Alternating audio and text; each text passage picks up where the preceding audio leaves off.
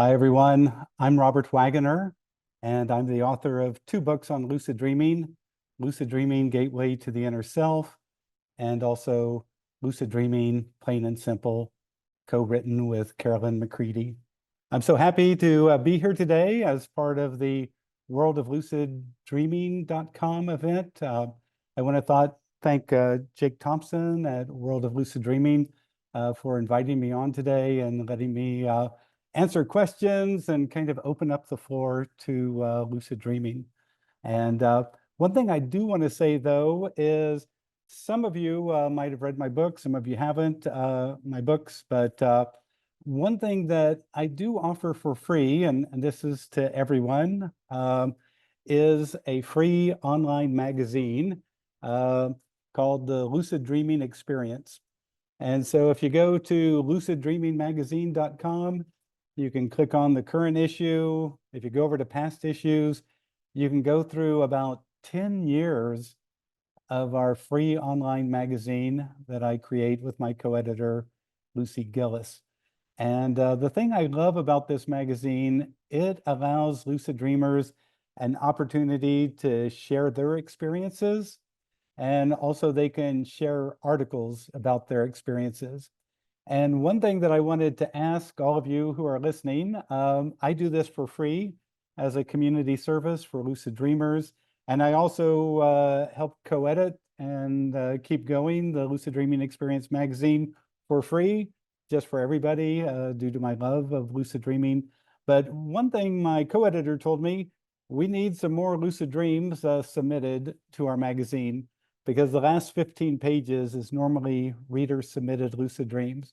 So if you have an amazing lucid dream you want to share, or your first lucid dream, or a recent lucid dream, just go to luciddreamingmagazine.com, and we will be happy to publish your lucid dream in the free online magazine, Lucid Dreaming Experience, which comes out every 3 months. The next issue will come out September, but we need those lucid dreams submitted by at least a week from today, which would be August 28th, 2024. So if you'll do that, I'd be very appreciative, and just want to thank everyone for doing that. For those of you who don't know me, I taught myself how to lucid dream before the scientific evidence came out in 1980, 1981. So I had about 5 years of lucid dreaming, basically on my own. And that really helped me understand the principles and rules and guidelines of lucid dreaming. I just learned by doing. I saw what worked, I saw what didn't work, and I began to understand, oh, this is a principled environment. And so that's one of the things that I love about lucid dreaming, is that if you understand the principles, you can really begin to take this really deep. And so I've been a lucid dreamer since that time. Back in the day, I created a technique to help myself become lucidly aware. And then when the scientific evidence came out in 1980, 1981, then more stories and more techniques started to appear. And I've just kept going and going and going since then, and gone around the world and given talks at universities and workshops on 4 different continents. So I'm going to start with one of the submitted to the World of Lucid Dream website, one of their questions, which is the bottom one that I submitted. So there were 4 basic questions. But someone wrote in the World of Lucid Dreaming on Facebook, I've never been able to do anything I can't do in the real world. So I was always left with wandering around wherever I am until waking up. My dream recall's also been inconsistent. There are a few days where I'd have a clear remembrance, but there are several days where I literally cannot remember anything. I do write my dreams down every morning. Okay, so first, I don't know who wrote this, but I've never been able to do anything I can't do in the real world. So I'll tell you, when I started lucid dreaming, my very first consciously induced lucid dream, I began flying. And so if you've had a number of lucid dreams and never tried flying, you should definitely give that a try. But if you're telling me you fly in the real world, I want to meet you in person. So I've never been able to do anything I can't do in the real world. So what I'd like to say here is one thing that I've discovered about lucid dreaming is that the fundamental limit is your own mind, your own belief system, and your emotional self.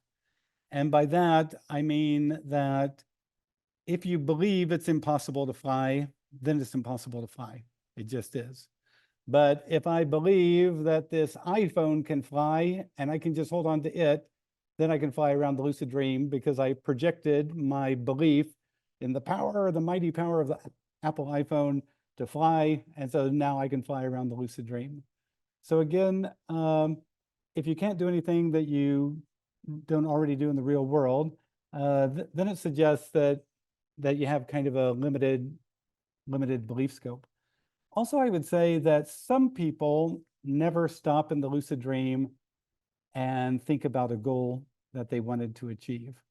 And so a goal might be flying to the very top of that nearby house. A goal might be walking through this wall, because this wall is made out of dream stuff. So therefore, you should be able to walk through it. A goal might be, I remember one time doing this in a lucid dream to impress my brother. I started to pull my arm until my arm got to be about 15 feet long. And then I wiggled my fingers to show my brother what I was doing. And my brother in the lucid dream was totally unimpressed. But then I looked at my other arm and it had shrunk all the way down into my shoulder. Hadn't intended on that to happen, but there you go. So again, what I would say is, when during the waking hours, think of something that you'd like to do, something amazing, something mystifying, something incredible, and then do it in the lucid dream. And if you don't know, well, what would that be or something, then go to our magazine website, luciddreamingmagazine.com, and start reading through some of the reader-submitted lucid dreams and see what other people are doing. Because when you do that, then you begin to expand your mind. You begin to expand your belief system, like, oh my gosh, 5 people have done this. I've never done that. Maybe in my next lucid dream, I'll give it a try. And so you can keep going there. The other thing about lucid dreaming, I would say, is not only do we get to structure our lucid dreams according to our beliefs of what's possible and what's impossible, also sometimes we structure our lucid dreams according to what we feel comfortable about. So for example, if I feel that whatever activity is something that elicits fear or concern, I'm not going to do it. I just refuse to do it. And so I'll stay in my comfort zone. And why will I stay in my comfort zone in the lucid dream? Because it's comfortable and all that. But I learned over the last almost 50 years of lucid dreaming that if you're going to grow as a lucid dreamer, you have to keep moving outside of your comfort zone. When you feel a fear or concern, after a while, I realized the worst thing to do is turn away and hide from it. And so every time that I interacted with a fear or concern, I would move into it and try to understand it and try to work through it in a creative, thoughtful way so that I could expand my comfort zone. So again, the mind, the belief system, the emotions can structure what we think is possible. But as we begin to free up our mind, expand our belief system, read what other people are doing, allow it to happen on an emotional level without any concern, then we can keep growing and going as a lucid dreamer. In fact, I remember about 15, 20 years into lucid dreaming, sometimes I'd hear a non-visible voice say, trust, nothing to fear. And it was like my inner awareness was telling me, you're within a dream, there's nothing to fear here. So even though that seems like a big task or a big issue or a big strange energy, trust, there's nothing to fear. And with that sort of confidence, I was able to continue to move forward. So I hope you'll go with that, and you know, just don't wander around, exploring the lucid dream. Stop and think, wait a second, I said I haven't been able to do anything that I couldn't do in waking life. Well, now I'm going to fly through that wall over there and see what's on the other side. Now I'm going to go over there and pick up that car because it's made out of dream stuff, and I'm going to throw it over my shoulder because I know it's a dream. And when you do that, you'll begin to naturally learn the principles and guidelines of lucid dreaming and grow from there. So that's question number 4. Also, there was a guy who wrote question number 1. Somebody wrote, I have a full-time job and little time besides, barely even enough to write down my dreams in the morning. My recall has diminished pretty badly, and I haven't been lucid in a long while. Is there any way I can incorporate the practices into my life without taking up too much time or interrupting what precious little sleep I get? So that's a wonderful question. I think a lot of us can relate to that of being busy. What some people have done is this. They get a app that's a voice to text app. And then in the morning, they just tell what their dream was. And then this app will just move it into text. And then they put it in their dream journal file, and it's all right there. And so a lot of us can talk much more quickly than we can type. And so that's kind of an easy way to free up a little bit of time in your busy schedule. But one thing that I would say, there's certain techniques I think that don't really require a lot of time.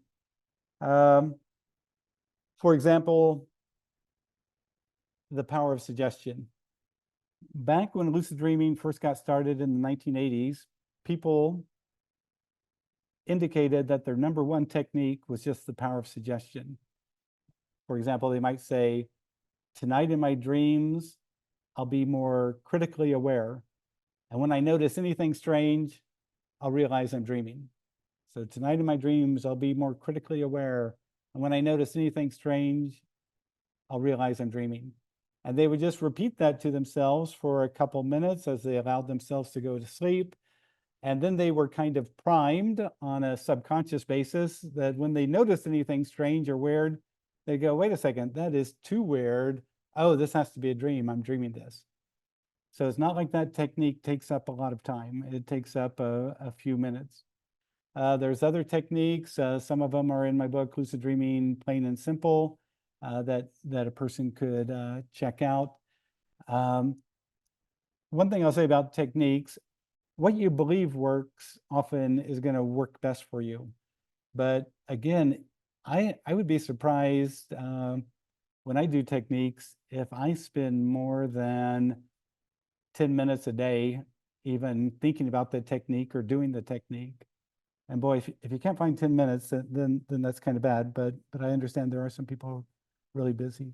So again, find some of these simple techniques like the power of suggestion, get into it, see how the power of suggestion has a lot of scientific basis to it, and run with that. So give that a go. I'm going to scroll down to some of the new messages here, I hope, and get to those. So give me a second here. And okay.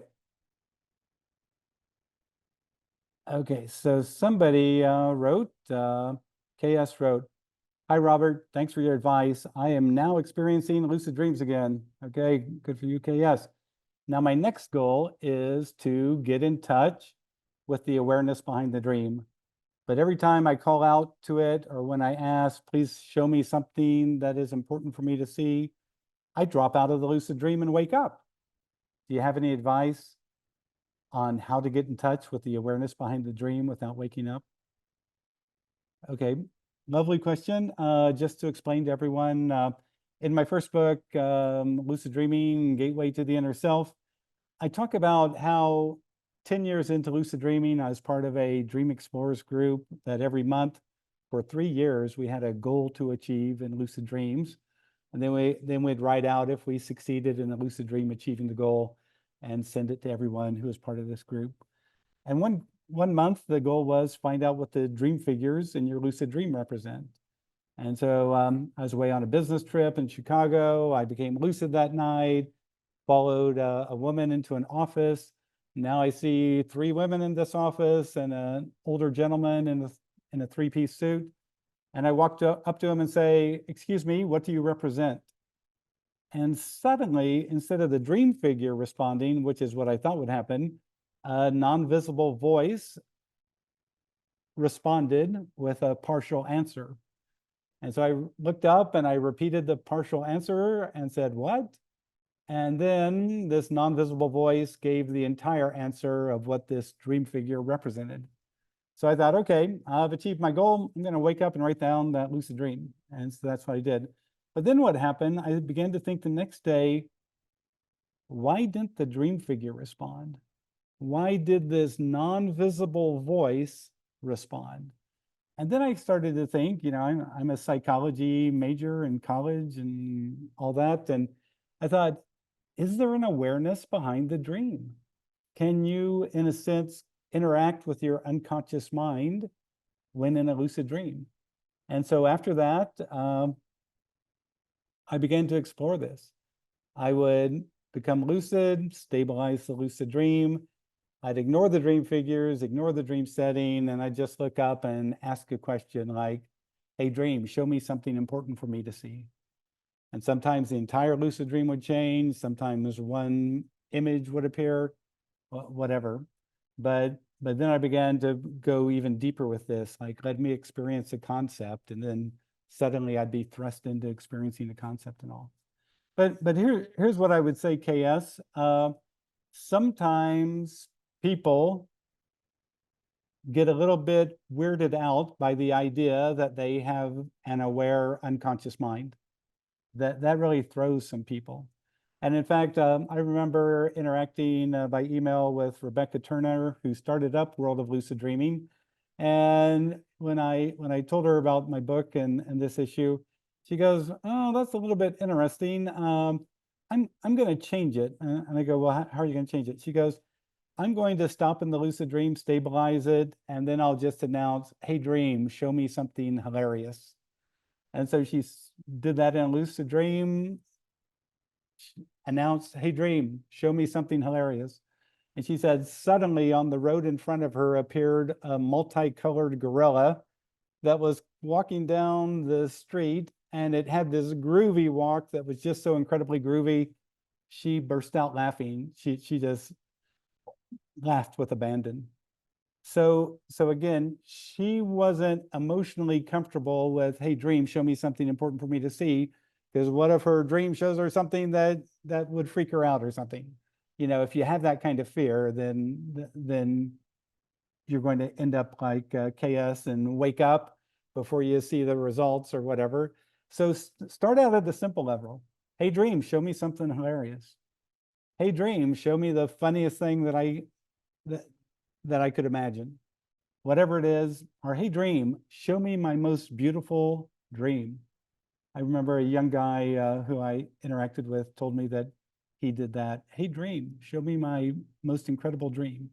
And he said suddenly he was watching this dream from a few years earlier, and it was just so amazing and beautiful. And he remembered as he was watching it, "Oh yeah, I did have that dream. Oh my gosh, that was so, I woke up with such a great feeling." So again, the emotional self filters the experience. And if you don't feel comfortable doing it, there's a good chance you won't do it, or you won't be able to vocalize it, or the dream will end before you have any experience. And so you got to keep going back to the level of whatever's the most simple thing ever. "Hey, dream, show me the cutest animal in the world." And oh, now suddenly appears, 20 little cute, whatever. So anyway, you can run with it and take it from there. So that's a great question, though. Okay, so Lucia wrote, "My dad and I started trying to lucid dream a couple years ago and were somewhat successful, but we've been stuck for a couple of years and just haven't committed to the process. Any tips to get out of the funk?" Okay, so that's a great one. One thing I would say to get out of the funk is get inspired. A lot of people, when they first hear about lucid dreaming, they have a lucid dream. And why is that? because they build up all this emotional energy. They're so excited by the idea. They want to experience, can you really become aware within the dream that you're dreaming? And they really get mentally engaged with it. And so, Lucia, it sounds like you and your father have kind of, gone a little bit of the way down the lucid dreaming path, but you've got to get excited. And so that's another reason I like our magazine. Sometimes I'll be reading our magazine and someone will have done something in a lucid dream, and I'm thinking, no, I don't know about that. Could you really do that in a lucid dream? And later that week, I'll become lucid, and the first thing that'll pop in my mind is, I'm going to see if you could really do what that lucid dreamer wrote about. And so what I'm trying to say here is, when you get curious about something, when you want to know and experience, then sometimes that starts to open up the inner gates that allows you to have the experience. So get interested in something, reach down deep into your heart, figure out some goal that you want to achieve in a lucid dream, and then make it an important thing.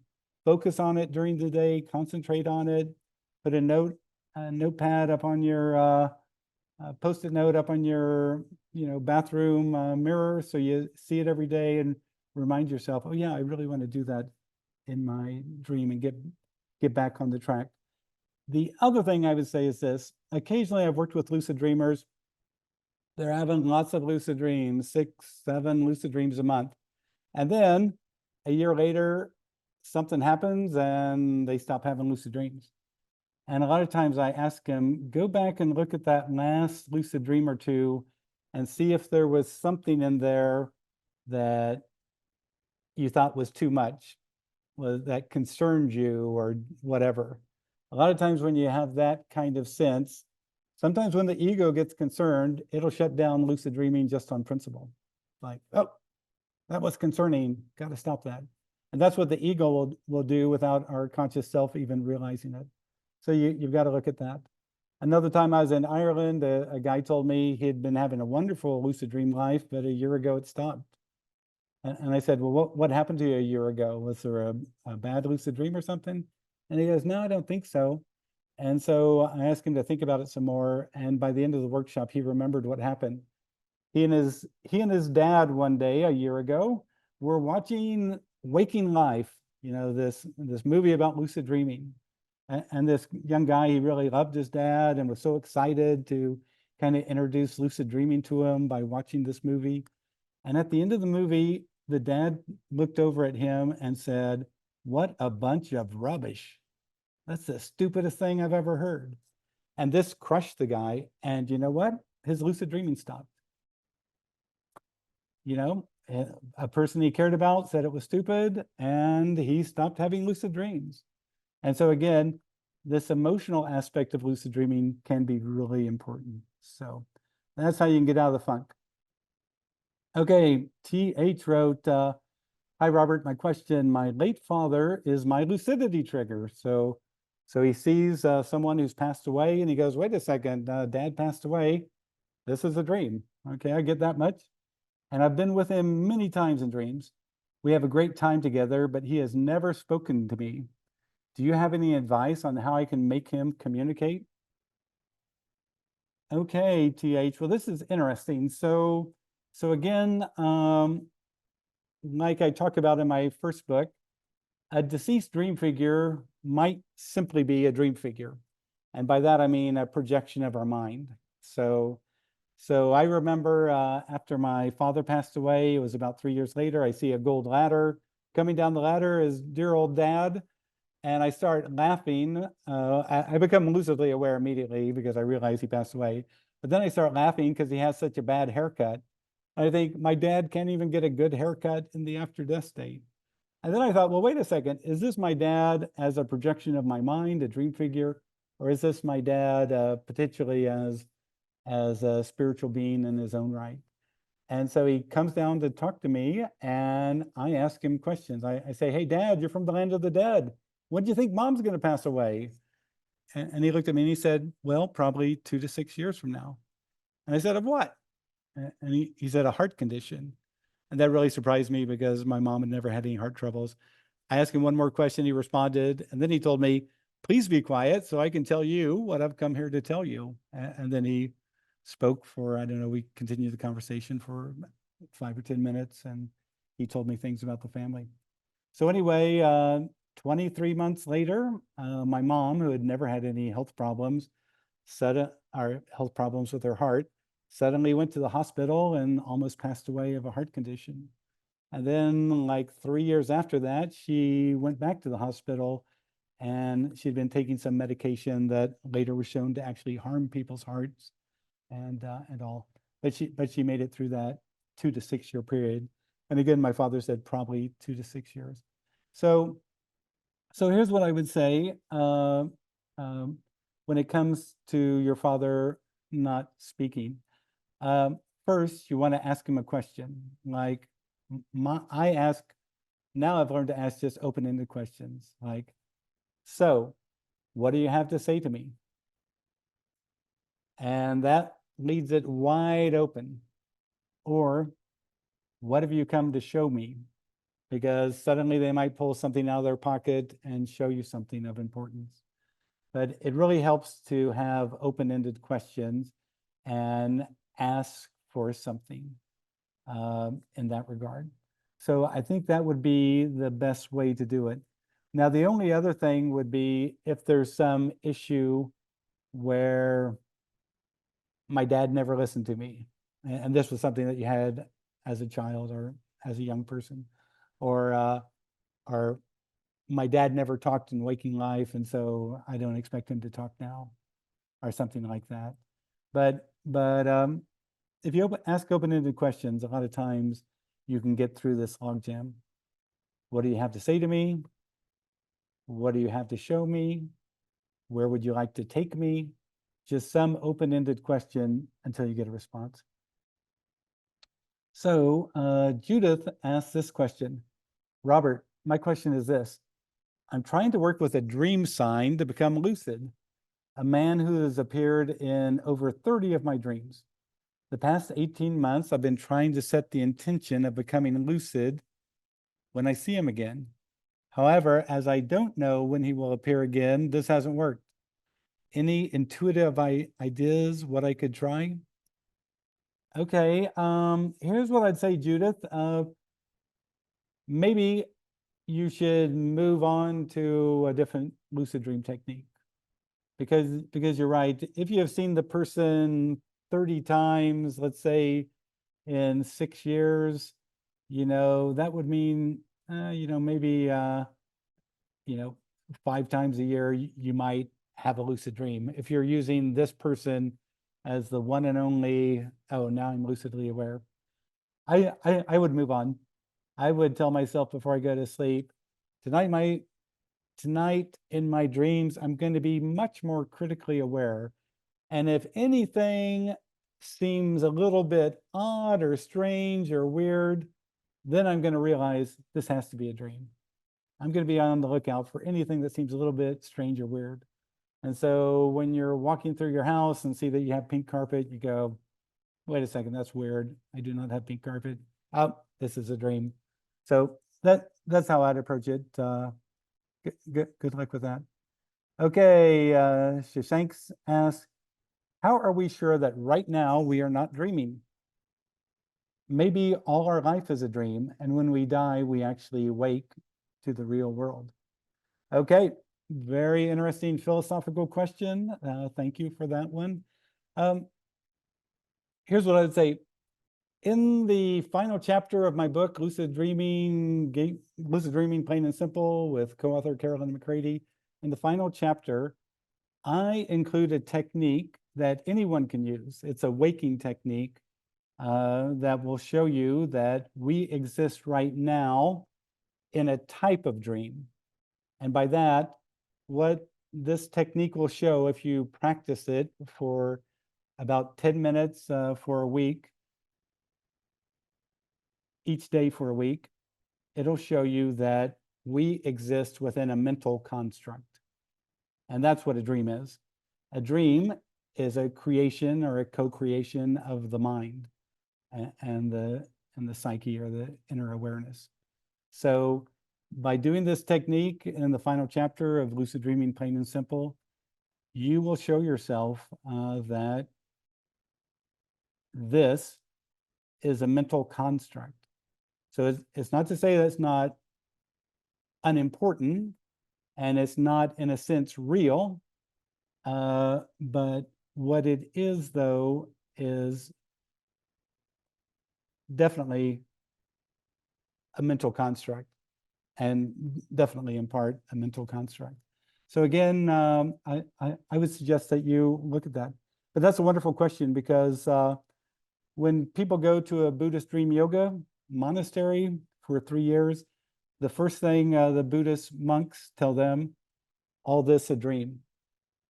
And so they don't mean, in my view, that all this is illusion, or all this is unimportant, or all of this is whatever, just confetti. What they're trying to say is, like a dream that's a mental construct, waking reality is a type of mental construct.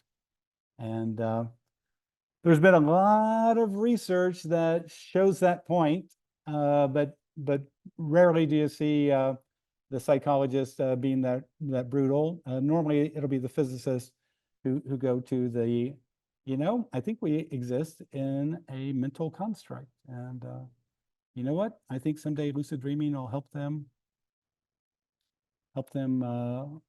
verify that. Okay, we have a one from Triple Mary. Hi all, a question about lucid dreaming induction for the blind. I have a good imagination and use multiple senses. So thanks for writing. Now, if you go to our magazine, Lucid Dreaming, luciddreamingmagazine.com, and you go back about four or five issues, you'll see an interview. So I do an interview in every magazine of an experienced lucid dreamer. And this was a woman who is blind since birth, and she became a lucid dreamer. And it was the most fascinating interview, talking with a blind lucid dreamer and how it all came about.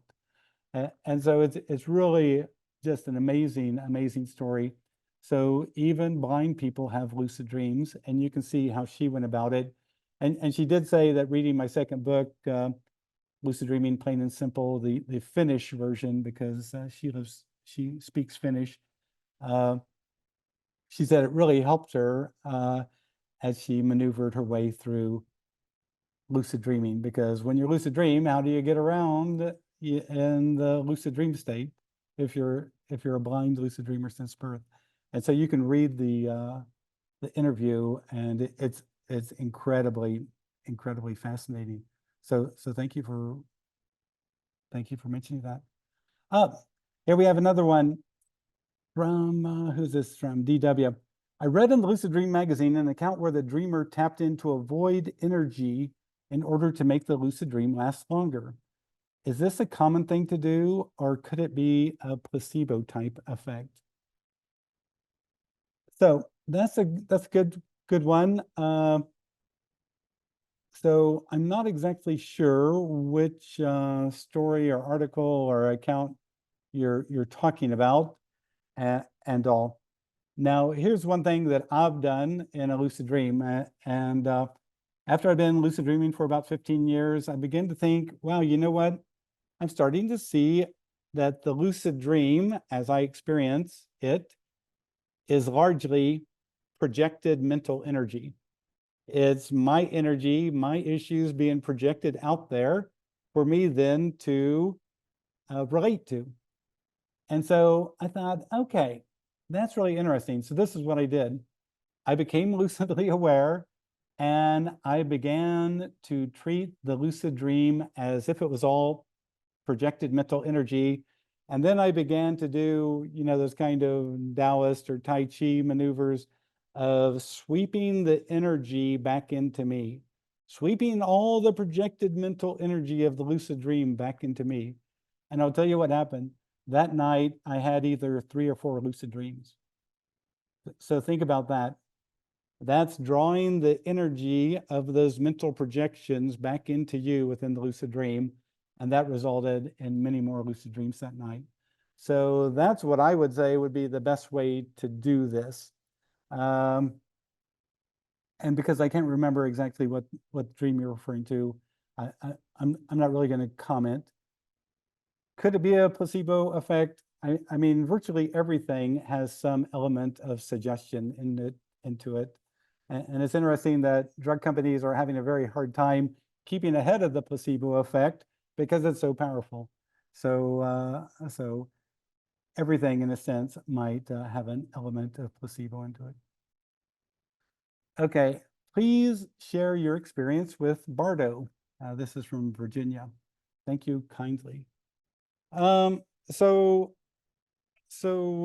again, that's a very specific question about actually a very complicated topic, because the Bardo, people would say, is the gap, I believe, is normally how it's translated, the gap experience and all. So, here's what I would say. I'm just gonna type in Bardo here so I get the quick version. Refers to a transitional state between death and rebirth. It can also mean a liminal state in life, such as during illness or meditation.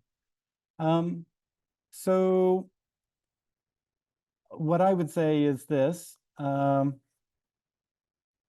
my first book, I give this whole kind of chronology of how I kept going deeper and deeper into lucid dreaming.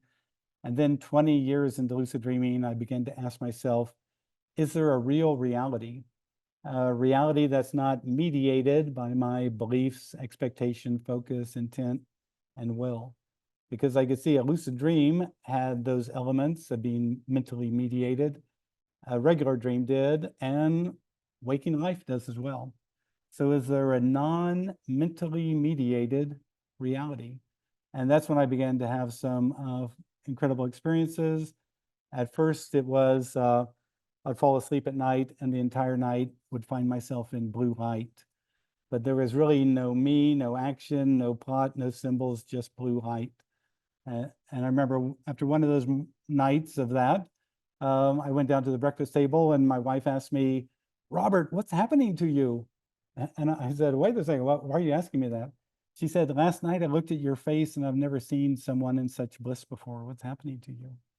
And I said, "Well, I'm trying to understand the actual nature of reality, and I'm having some really interesting experiences." And so in the book, you can read how this goes further, but it ultimately led to an experience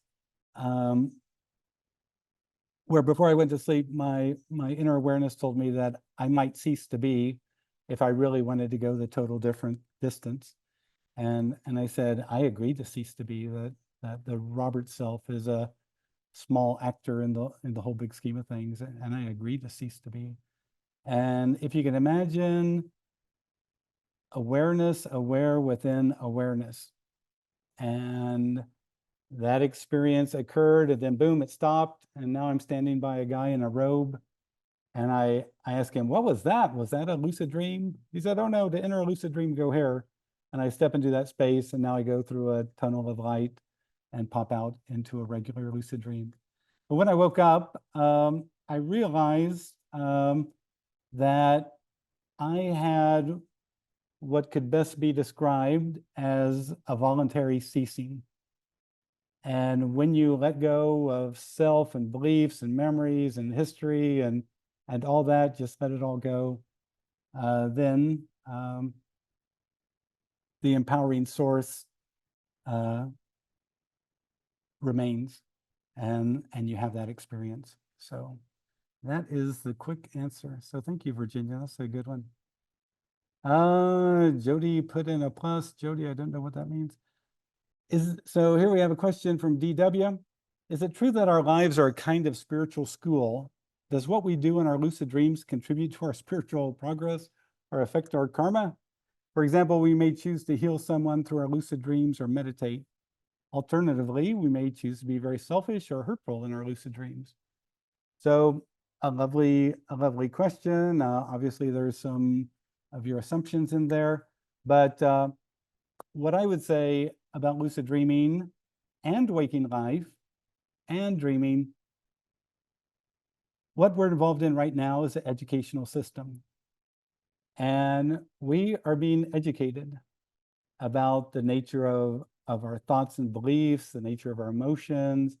We're being educated on many different levels. And over the infinity of time that we're involved in, some of us eventually succeed, maybe after many, many lives, and graduate from this dimension. We learn what we needed to learn.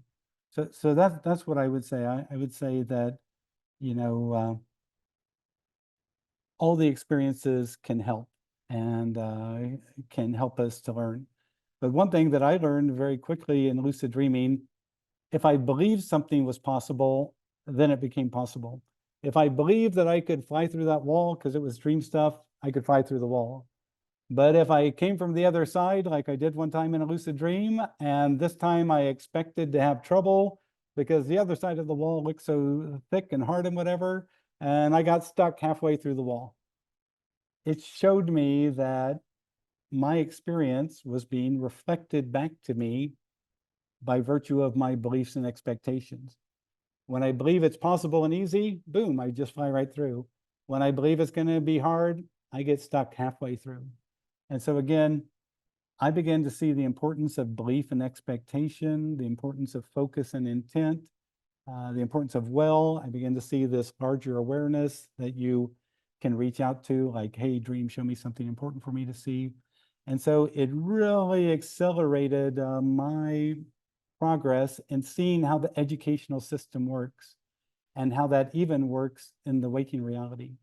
For example, if you're in a lucid dream and there's an aggressive dream figure who's really in your face and wants to rip your head apart and all that kind of stuff, you can fly away, you can fight, you can do all that kind of stuff. But in my book, Lucid Dreaming, Plain and Simple, I suggest that you take a different approach and send that dream figure love and compassion or understanding or whatever it is that it lacks.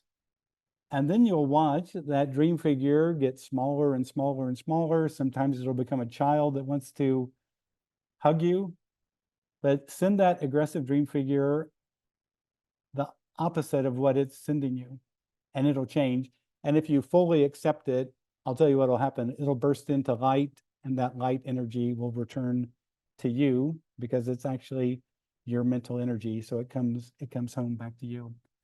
Now, why I bring this up is you can also do this in the waking reality.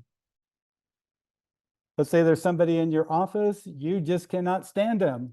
They drive you crazy. They have irritating habits. They have irritating beliefs. You're blah, blah, blah. Okay, treat it like a waking lucid dream. Send that person love and compassion and understanding. Forgive the person, forgive yourself.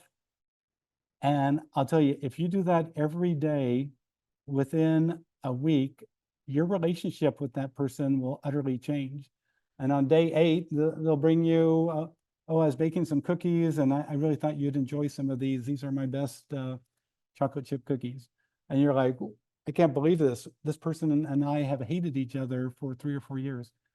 But just this mental practice of sending them love, compassion, understanding, acceptance, you'll change without you ever saying a word, So give that a go and see what you learn in this educational system. Because I want to tell you that a lot of people get focused on the spiritual stuff and they ignore the psychological stuff. They ignore the, all of it. So that's why I wrote a book. That's kind of an ecumenical book that anyone from any belief system can get into it. So thank you. Robert Foreman. So when I'm really in a hurry, I'll simply list things from the dream. Ex-girlfriend, shopping center, Tom Hanks, friend from high school, etc. Okay. That's funny. I think he's talking about when he is keeping dream records. So thanks for that. And sometimes you're right. I'll do that. So when I wake up from dreaming, I'll immediately ask myself, what was I just dreaming? And then I'll just write down a few notes like shopping center, happy person, blah, blah, blah. And then in the morning, I look at those notes and I go, oh yeah, now I remember what happened. That's what it is. Okay, Randy writes, I had a lucid dream in February, but haven't been able to have one since. I keep doing reality checks during the day. What should I do? Okay, here's what I would say, Randy. I know that in the last 10 or 15 years, reality checks have been just, it's everybody's go-to.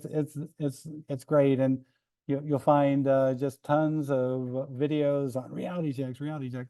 And I'm going to tell you, the first guy who did reality checks was a psychotherapist, Paul Thorley in Germany. And so in 1959, he was a university student in philosophy, and he began to wonder, how do I know that this isn't a dream right now?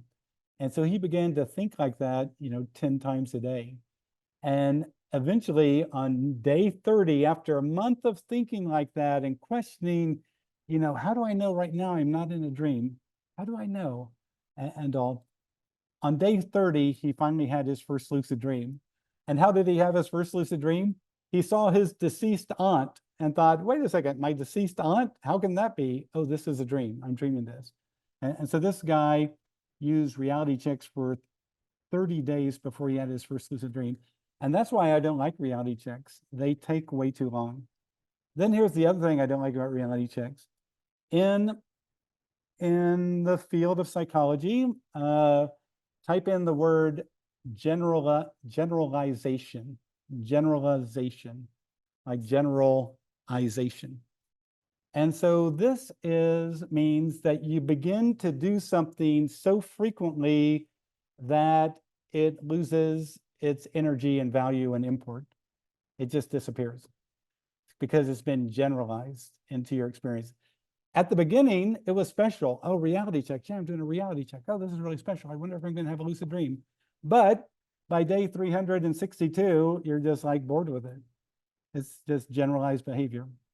So again, if you want some techniques that I really like, you can pick up my book, Lucid Dreaming, Plain and Simple. But I would let go. I'd move on. That's what I would do. Okay, Judy wrote, I just finished with meditation and fell asleep. My husband and I were trying to get rid of moles without killing them. So I grabbed the hose and began filling the hole with water, hoping the mole would not want to return.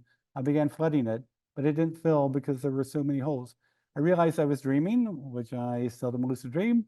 Then the dream changed and I was looking at triangles within triangles on pavement. I thought, what is this trying to tell me? Then asked it to show me more. Then the dream faded. Oh, how interesting. Triangles within triangles.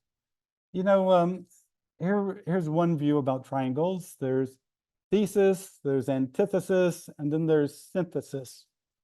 And so this is your dream. This is your dream symbol. But that's what I would start to think about. That's what I start to think about. And if that was my lucid dream, I would announce, now in waking life, all moles must leave my yard and find a nearby field where they'll be happier. Jill writes, hey, Robert, I've enjoyed your books and webinars. One question I have is this. Have you been able to meditate while lucid dreaming? As I heard that when you focus too long in a lucid dream, you tend to lose your lucidity. So our book, Lucid Dreaming, Plain and Simple, has the first chapter ever on meditating in lucid dreams. And yes, I have meditated in lucid dreams with very profound results. I mentioned it in my first book, and then I have a chapter on it in the second book. And so when you meditate in a lucid dream, I don't think when you focus too long, you lose your lucidity in a lucid dream. I think when you become mindfully unaware, then you can lose the lucid dream. If you stare at something, you can lose the lucid dream. But focus too long, you can focus a long time. You can't stare at something if that's what you're asking. Normally that'll cause the lucid dream to collapse. But here's one issue about meditating. Meditating has very different meanings. In my lucid dreams, when I meditate, I empty my mind. I empty my mind of thought and sensation and normally profound things happen quite quickly. Other people chant mantras. Sometimes as they're chanting a mantra, it's like 1,000 other people are chanting a mantra with them in the lucid dream. Some people chant a mantra and then a figure appears that teaches them how to correctly pronounce the mantra that they're trying to say. So it's quite fascinating.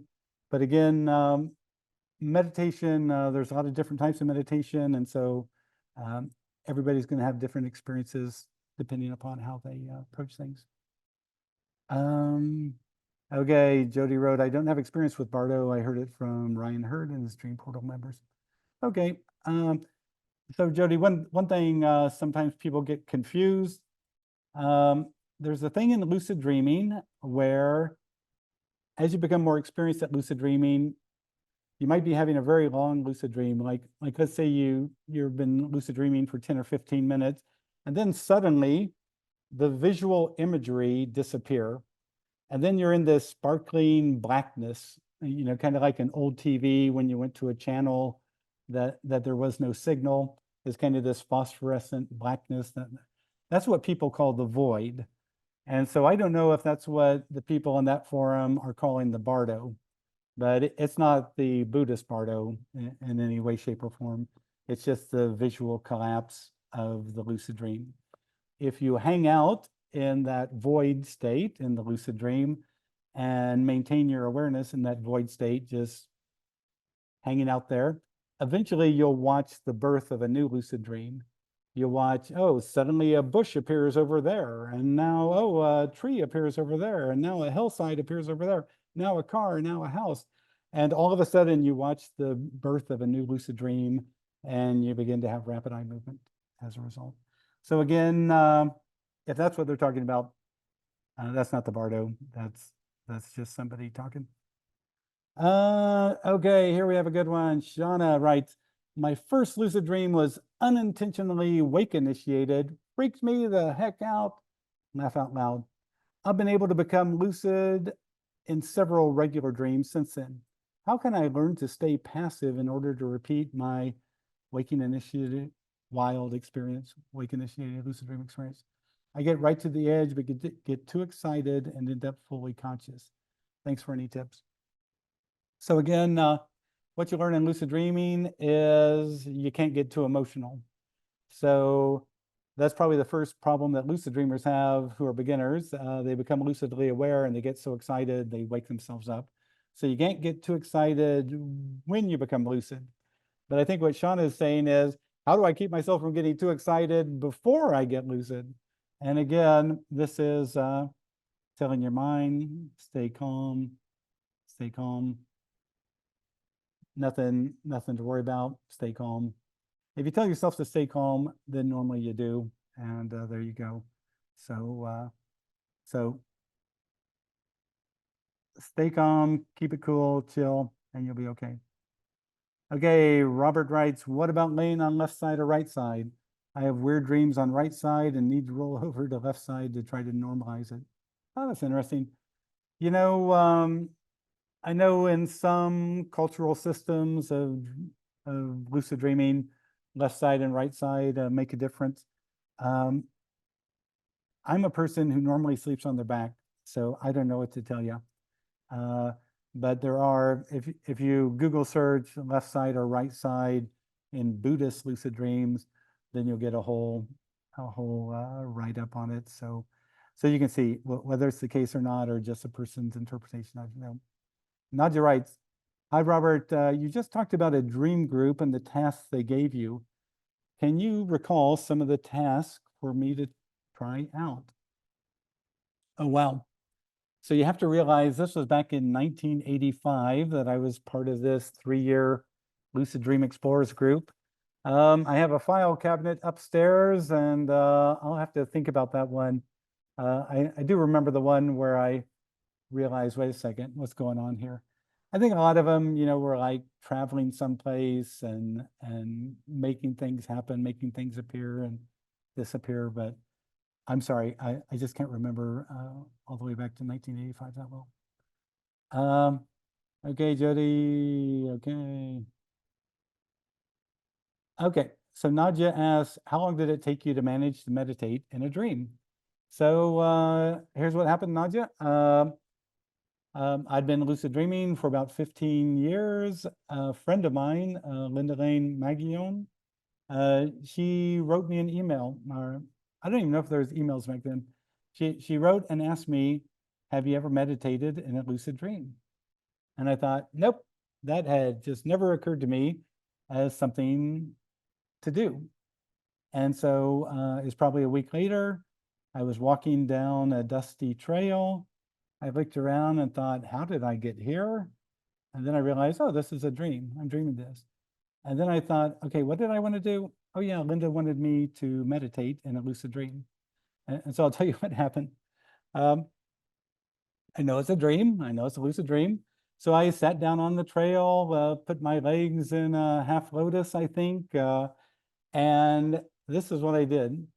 I looked ahead and I emptied my mind.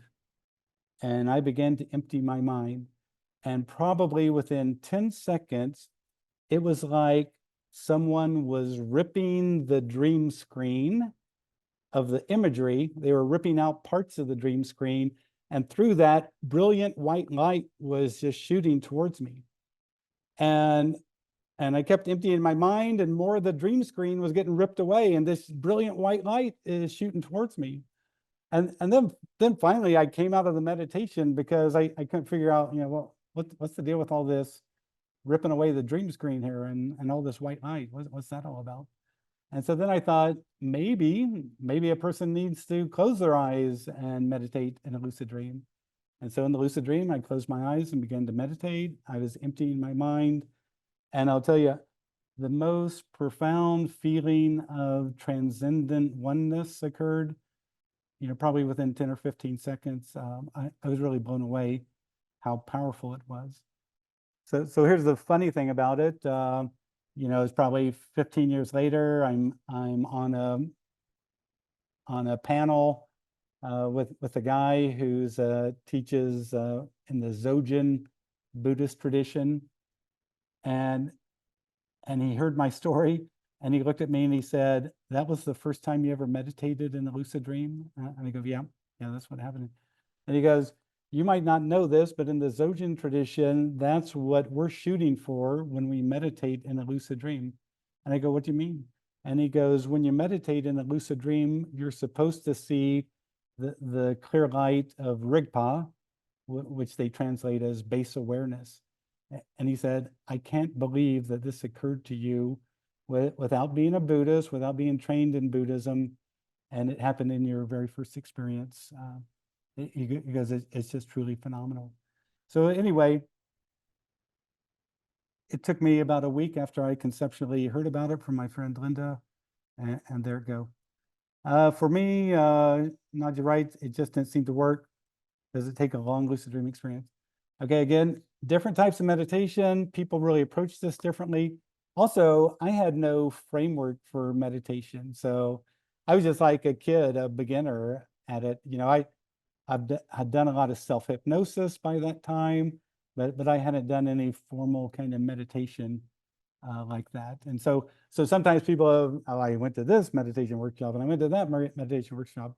Now their mind is full of all these ideas, and that's not beginner's mind. Beginner's mind isn't full of feelings and thoughts and opinions and all that stuff. Beginner's mind is just beginner's mind. So try to adopt a beginner's mind. And if I were you, I would meditate by emptying the mind. Okay. So Mary says, "My dreams are very vivid. Please help for blind lucid dreamers. I do reality checks." Okay, I appreciate that, Mary. Please go back and read that article. It's the Dream Speak interview about 4 issues back. Just go to past issues of the Lucid Dreaming Experience.com, luciddreammagazine.com. Okay, let me see. So Georgia writes, "I am often pushed into a dark space during my lucid dreams. Often I just get stuck in this space with awareness, but without dream content. And it is happening so often that I get bored and frustrated. Do you have any suggestions on how to deal with this lack of dream imagery?" Okay, so Georgia, you know, this is a moment where I would like to talk with you. If you can raise your hand and don't mind talking, I'd be happy to talk to you. Because hey, here's the issue here. There's two things. Oh, here we go, Georgia. Okay, we're asking you to unmute. Hi. Hi, Georgia. Great. So here's the thing, Georgia. There's two different experiences that you might be talking about. So I got to figure out which experience. So one is you're going along in a dream, and then the visual imagery collapses, and now you're in this sparkling void. So that's one. And the other is suddenly in a lucid dream, you do something, and now you're in pitch darkness. So which of those is it? I got both of them actually. So it happened. The pitch darkness is when I try to do something like I have a dream plan and I ask for the dream and instead of something happening, just the dream collapse and I am in this black place. So Yeah. is it a black sparkling place, or is it just total black? Okay, I had both. I had the total black. I had also like a little bit lighter than black. And sometimes once, for example, I had like clouds, like I could feel like a mist between the dark. So it wasn't totally black pitch. Okay. Yes. Okay.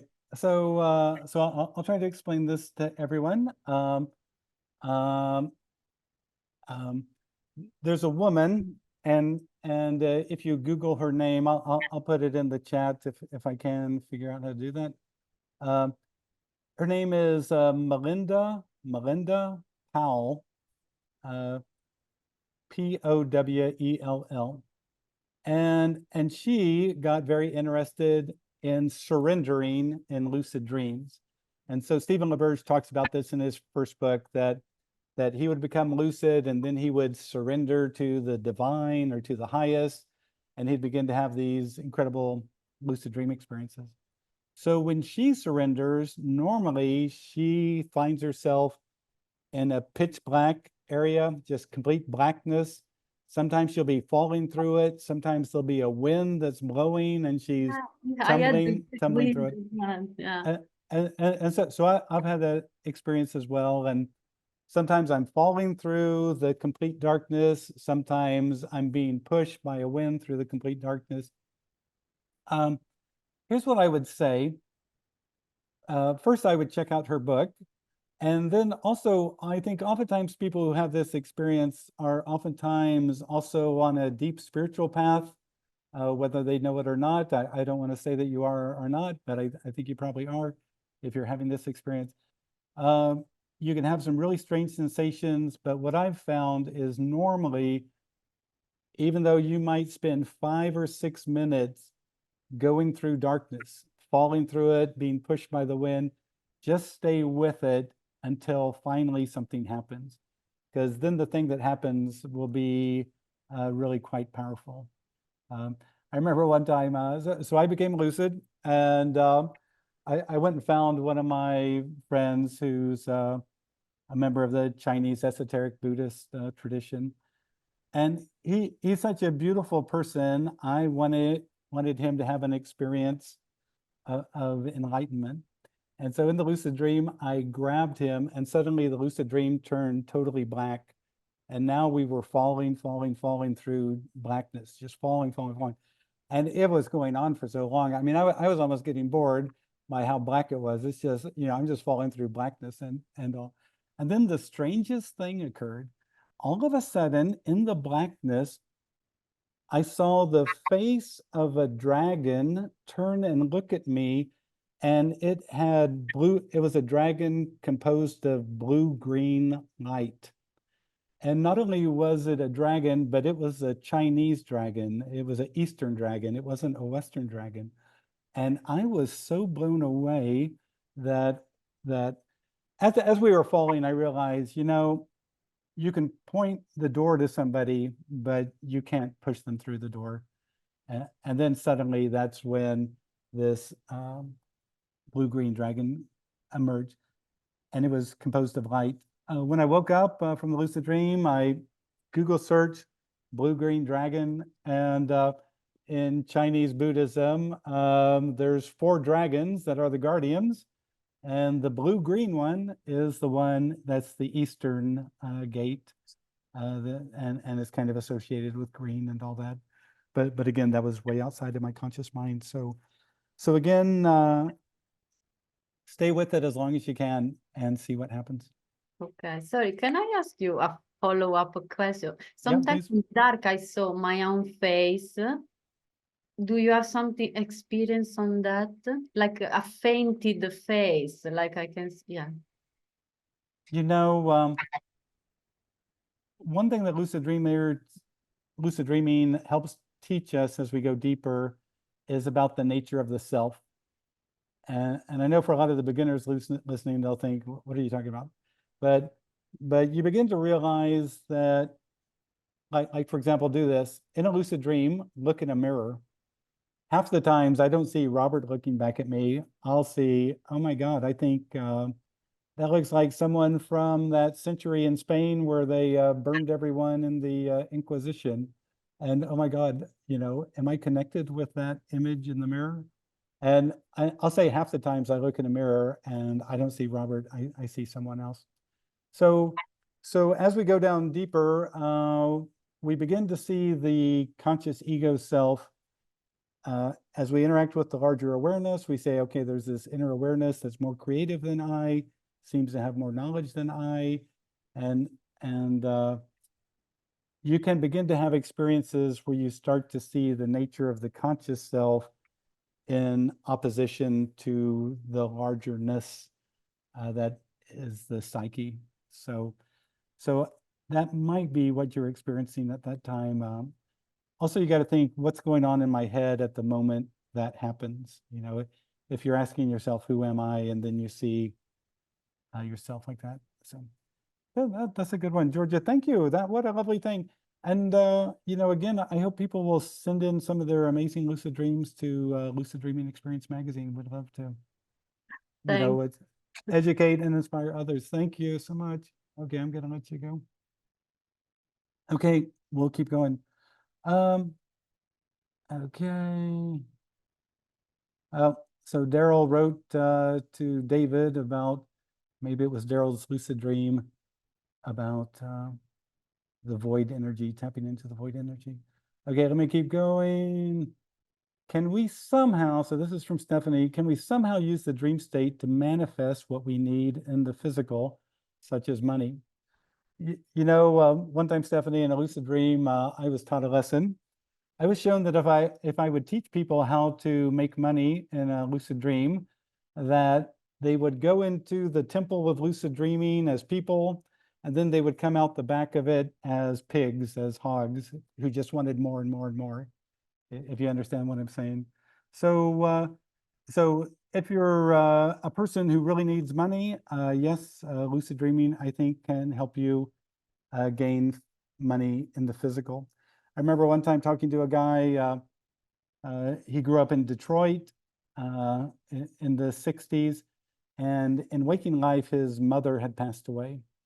And so all of a sudden, in the dream, he sees his mother and he realizes, oh, she passed away 5 years ago. And he's really happy. They're hugging each other and catching up. And at the very end of the lucid dream, the mother does something really interesting.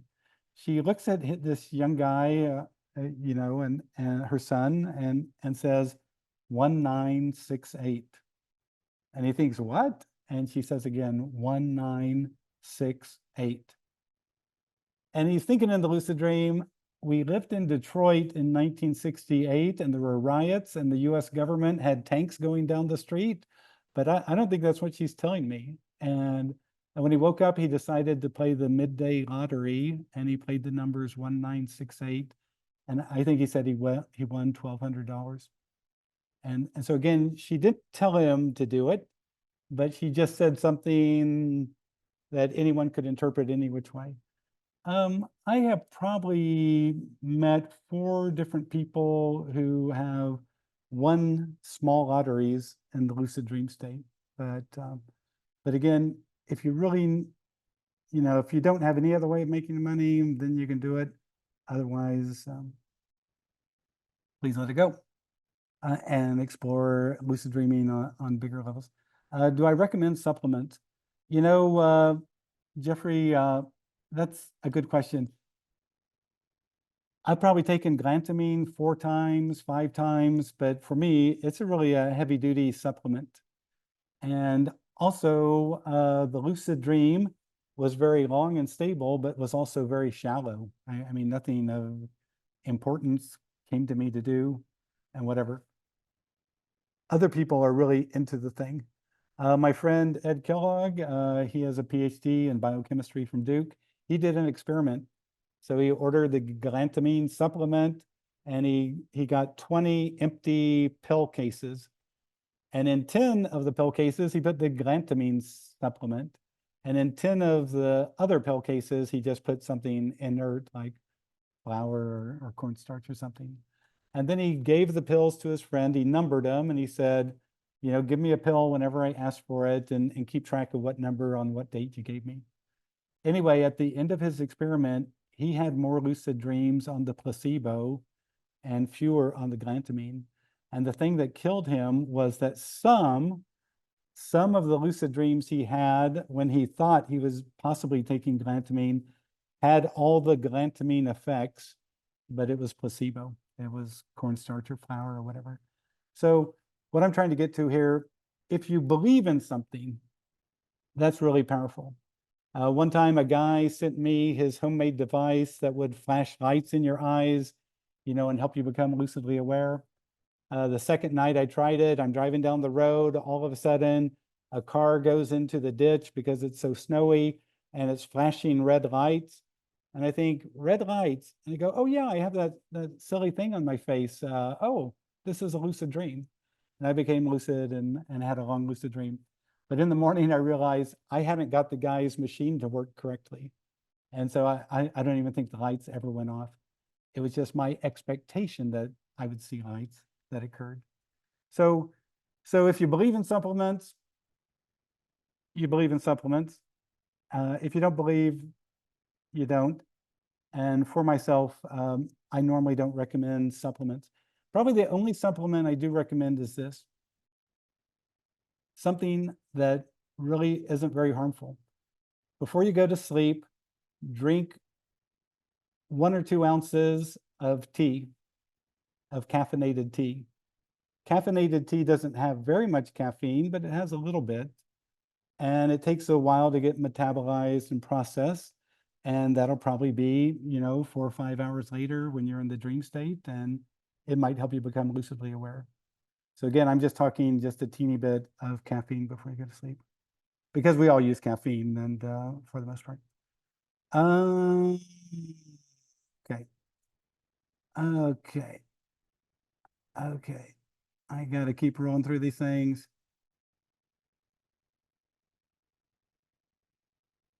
So the name of the woman who surrendered to her dream.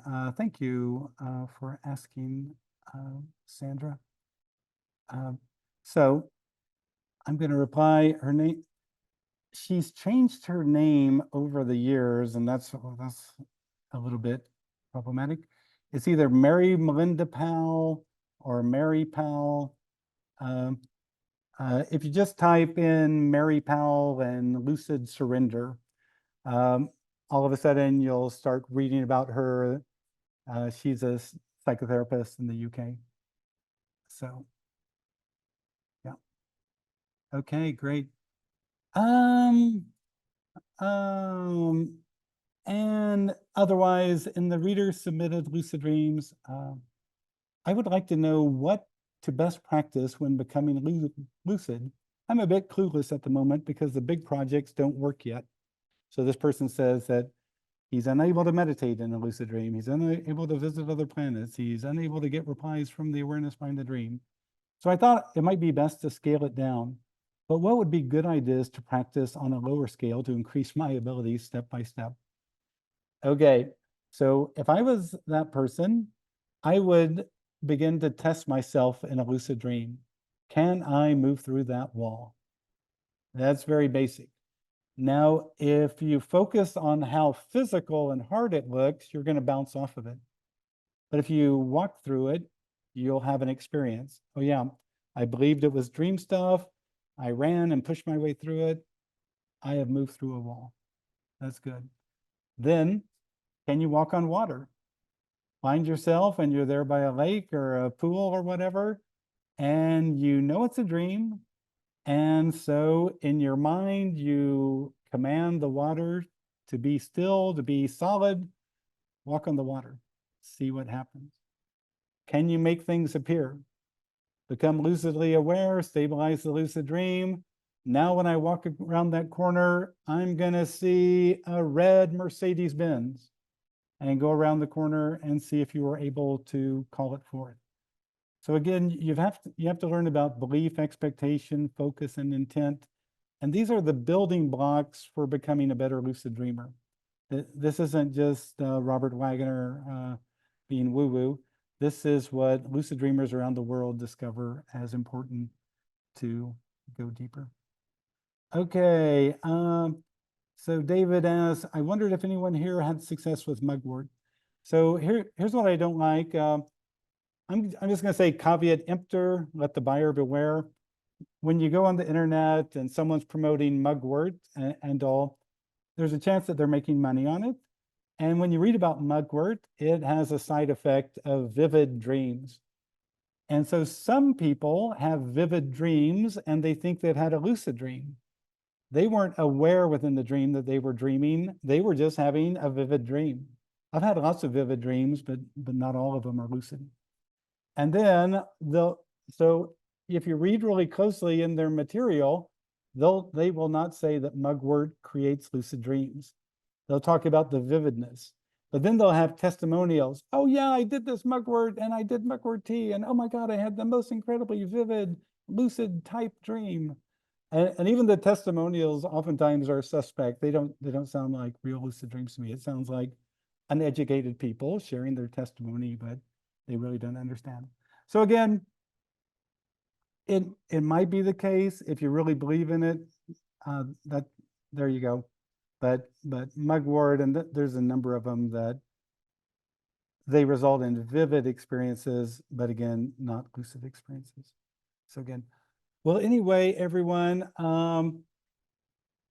if you've enjoyed this, first, I hope you'll send a note to World of Lucid Dreaming on Facebook and say, thank you for having Robert Waggoner come back. We hope he can come back again. And if you really enjoyed it and you've had some interesting lucid dreams, please go to the free magazine, luciddreamingmagazine.com. We have a Submit Your Lucid Dream. We're having a magazine come out here in September, but we don't have enough lucid dreams for the magazines. And so that's why I'm really asking people to share some of their lucid dreams, because your lucid dream might inspire somebody else and your lucid dream might educate somebody else. And so that's why I really want to encourage people to go ahead and share some of your lucid dreams, some of your most amazing ones, some of the curious ones, some that you still can't quite figure out. Whatever you want to do, it doesn't really matter to me. So I want to thank everyone. I want to thank World of Lucid Dreaming and Jake Thompson for inviting me here today. And be well, and I'll see you in the dream state. Thanks, everyone. Cheerio.